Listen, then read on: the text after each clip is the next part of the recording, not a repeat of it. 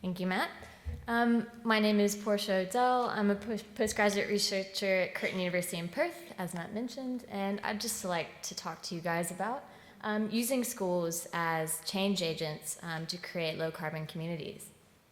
I'd actually just like to start with the inspiration behind how we got here. So Simply Carbon actually helped South Fremantle Senior High School become the first certified carbon neutral school in Australia, and started their sustainability journey in 2007.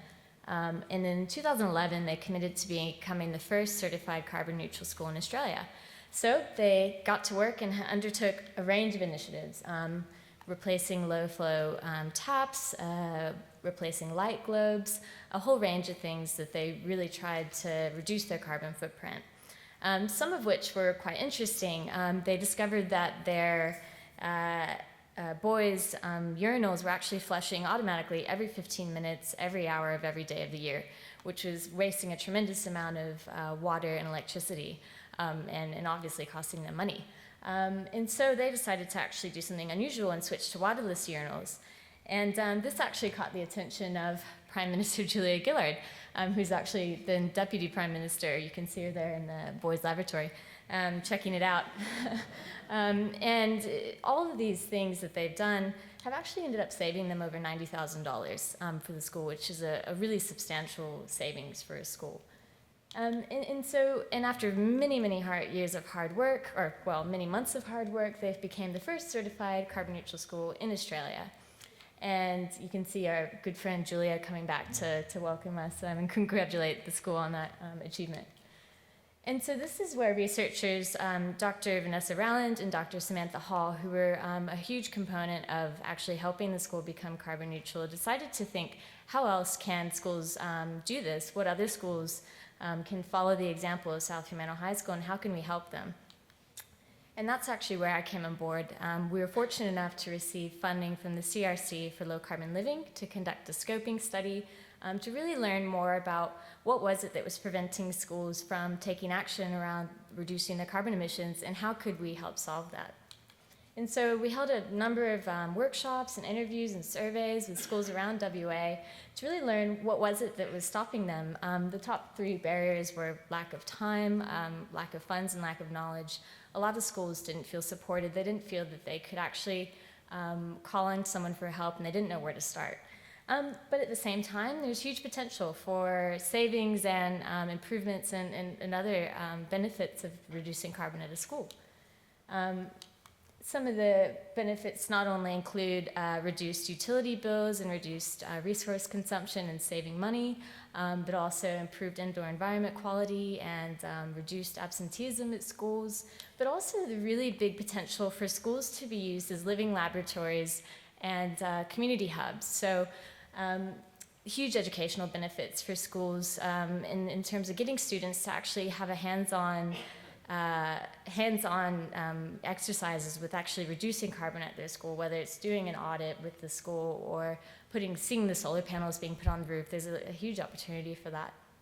And also being used, an opportunity for the schools to reduce their carbon emissions by actually using their facilities in multiple ways and opening them up to the communities when they're not being used. And also another huge opportunity for community engagement and education, and this is something that South Fremantle Senior High School did really well. When they decided to become carbon neutral in 2011, they formed a carbon neutral committee.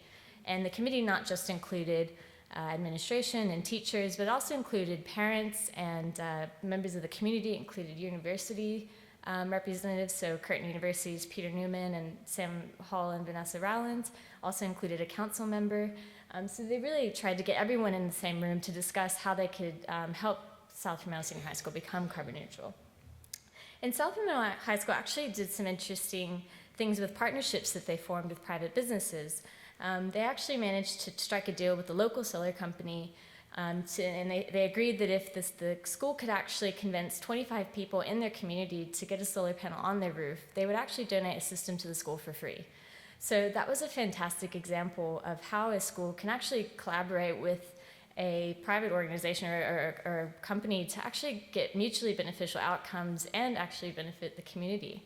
And they've also done a range of other ways of engaging the community, such as an on-campus farmers market, which is now one of the most popular in WA, which is fantastic. And so this is where the Low Carbon Schools pilot program came about by Simply Carbon. Vanessa Rowland and Samantha Hall, who were the researchers behind South Fremantle Senior High School's carbon neutral journey, actually started this program on the back of that community engagement model on carbon and deep carbon reduction. So the goals of the program really are to provide the knowledge and resources for schools to actually help them reduce their carbon emissions, and with the goal of helping all of them reduce their energy usage by 20%, which can be a substantial saving for many schools. And also to really facilitate this low carbon community and get these partnerships going and really try and facilitate a dialogue between schools and their community and other stakeholders in the community. So the structure of the program is actually 2 years, and the first 5 months are workshops, with the remaining 18 months actually facilitated meetups to really get that dialogues going and using that model of community collaboration. And also building partnerships with other businesses, so opening the doors and the opportunities for schools to adopt solar panel situations like South Fremantle Senior High School did. And also providing ongoing support. This is something that came out of the workshops when we held with schools, is they often just didn't feel like they knew who to talk to, and the idea is to really get them, give them that structured support and help them along the carbon reduction process, because it's not always easy and it can be complex, and really want to simplify it for them and give them all the resources they need. And so a unique element of this program that really came out of the South Fremantle model of community collaboration is their committee, the requirement for a low carbon schools committee, where they're required to have one parent or community member, one teacher, one administration staff, so whether that's a registrar or business manager. We highly recommend having a student involved as well, and they need the support from the principal. And the idea behind this was a lot of schools struggle with having one sustainability champion who does everything. And when that sustainability champion leaves, so does all the other sustainability things that they've done, and it often falls apart. And so the idea behind the committee is that it actually spreads the load between multiple people and really trying to integrate sustainability and carbon reduction into as many facets of the school as possible. And another component that is particularly exciting about the partnerships that have been made throughout this program and for the schools is a partnership with Millennium Kids, which is a charity organization that's been around for about 20 years, and they focus on engaging or empowering young people to actually be involved in the decision-making process. So they'll be taking all the students through a mapping exercise where students will identify what's wrong with the school, what's right with the school, and how can they change it, and actually be able to implement those changes at their school in lifetime, which is fantastic. And part of this partnership will also be partnering with schools in developing countries and providing that global perspective for the students and for the schools. And so, as I mentioned before, the program is all about bringing people together and partnerships and just really trying to get as many people on board as possible. So we've been lucky to partner with City of Fremantle, who's a local council, as well as a few other local councils, and multiple organizations and small businesses and stakeholders that really are coming together to provide guidance, support, or aggregated discounts, all kinds of ways that they're helping out. And this is where my research comes in. So my research at Curtin University and with the CRC for Low Carbon Living is around measuring the social impact of carbon reduction in schools, using one of the main questions of, can a school actually influence knowledge and action around low carbon living in the community? And so I'll be looking at things, going to the neighborhoods around the schools and seeing, are they actually impacted by the school pursuing sustainability or pursuing low carbon initiatives? Does their knowledge or action change by seeing solar panels on the roof or seeing kids walk to school? And how are the students and the teachers being affected? What is it that they're learning, or what kind of action are they doing as a result of seeing or being involved with these low carbon initiatives? And also another really, really important component is the council KPIs around community engagement. Can councils actually tick their KPIs around community engagement through pursuing carbon reduction in schools?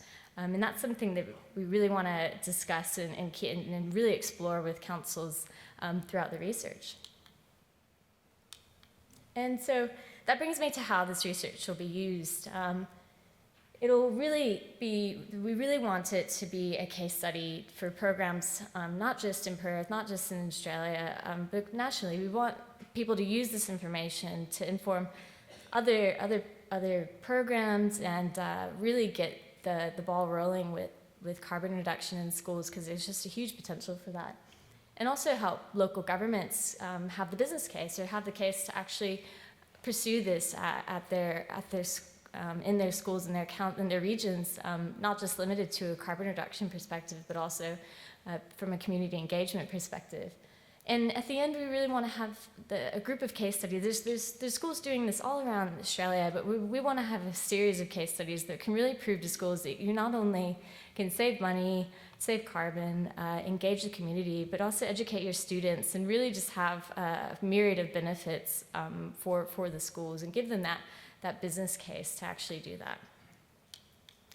And this is just the beginning. Some of you might have seen the Sustainable Development Goals that have been released recently, which is exciting. We really want to tick some of these boxes in the partnership with Millennium Kids, and the developing countries is really going to help us do that. And we really just want to see other schools adopting this around Australia, whether they use an adapted version of what we've done. Everything will be documented, everything will be shared.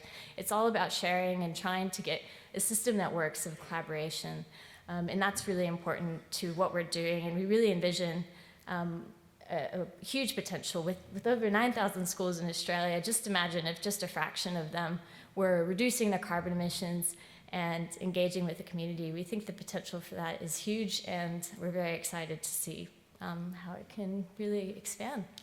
And that's all from me. Thank you.